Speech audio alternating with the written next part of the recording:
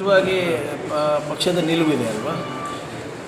ದೇಶದ ಹಿತಾಸಕ್ತಿಯನ್ನು ಕಾಪಾಡೋದ್ರ ಬಗ್ಗೆ ಯಾವುದೇ ರೀತಿಯಾದಂಥ ಕಾಂಪ್ರಮೈಸ್ ಇಲ್ಲ. Any decisive decision that government of India takes we will back it ಅಂತಲೇ ಹೇಳ್ತಾರೆ ಅದು ಮೊದಲೇ.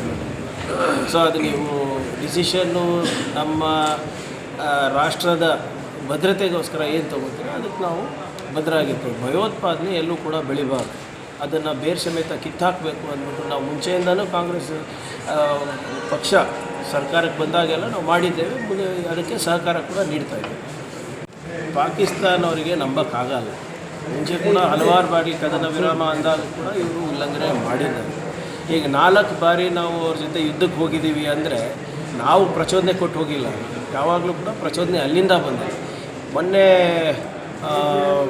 ಕೇಂದ್ರ ಸರ್ಕಾರದವರು any violation of terror R any violation of seize fire will be considered an act of war ಅಂತ ಹೇಳಿದ್ದಾರೆ. ನೋಡೋಣ ಏನು ಮಾಡ್ತಾರೆ ಅಂತ. ಅದಕ್ಕೆ ನಮ್ಮ ಕೇಂದ್ರದ ನಾಯಕರೆಲ್ಲರೂ ಹೇಳಿದ್ದಾರೆ, ಆಲ್ ಪಾರ್ಟಿ ಮೀಟಿಂಗ್ ಕರೀರಿ, ಸೀಸ್ ಫೈರ್ ಏನಿದೆ, ಹೇಗಿದೆ, ಅದರ ಕಂಡೀಷನ್ಸ್ ಏನಿದೆ ಅದೆಲ್ಲ ಸ್ವಲ್ಪ ಜನರಿಗೆ ತಿಳಿಸಿ ನಮ್ಮ ಸಹಕಾರ ಏನಿದೆ ಅದನ್ನು ಕೊಡ್ತೀವಿ ಅಂತ ಹೇಳಿದ್ದಾರೆ. ನೋಡೋಣ. ಅಂದರೆ ಇದರಲ್ಲಿ ರಾಜಕೀಯ ಏನಾದ್ರು ಬೆರೆಸ್ತಾ ಇದ್ದಾರಾ, ಎನ್ಕೇಜ್ ಮಾಡ್ಕೊಳ್ತಾ ಇದ್ದಾರೆ ಬಿ ಜೆ ಪಿ ವಾರ್ನ?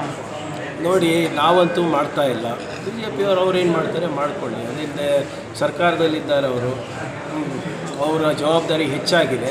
ನಾವು ವಿಪಕ್ಷದಲ್ಲಿದ್ದವರು ದೇಶದ ಹಿತಾಸಕ್ತಿ ಬಗ್ಗೆ ಇರ್ಬೋದು ಅಥವಾ ನಮ್ಮ ನಾಗರಿಕರ ಹಿತಾಸಕ್ತಿ ಬಗ್ಗೆ ಇರ್ಬೋದು, ನಮ್ಮ ಕಡೆಯಿಂದ ಏನು ಸಹಕಾರ ಆಗುತ್ತೆ ನಾವು ನೀಡ್ತೀವಿ.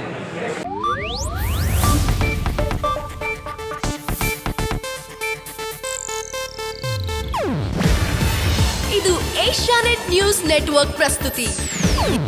ನೀವು ನೋಡ್ತಿದ್ದೀರಾ ಏಷ್ಯಾನೆಟ್ ಸುವರ್ಣ ನ್ಯೂಸ್.